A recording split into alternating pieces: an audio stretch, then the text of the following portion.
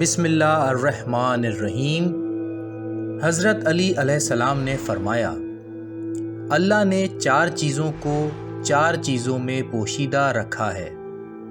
Number 1، اپنی رضا کو اطاعت میں پوشیدہ رکھا ہے، لہٰذا کسی چھوٹی سی نیکی کو حقیر نہ سمجھو، ہو سکتا ہے اس میں اللہ کی رضا ہو اور تجھے پتہ نہ ہو۔ نمبر 2، ناراضگی کو اپنی نافرمانی میں مضمر رکھا، لہٰذا کبھی کسی گناہ کو چھوٹا مت سمجھو، ہو سکتا ہے کہ اسی گناہ سے اللہ تجھ سے ناراض ہو جائے اور تو بے خبر رہے۔ نمبر 3، قبولیت کو دعا میں پوشیدہ رکھا، لہٰذا دعا کو کبھی حقیر نہ سمجھو، ہو سکتا ہے وہ قبول ہو جائے اور تجھے علم نہ ہو۔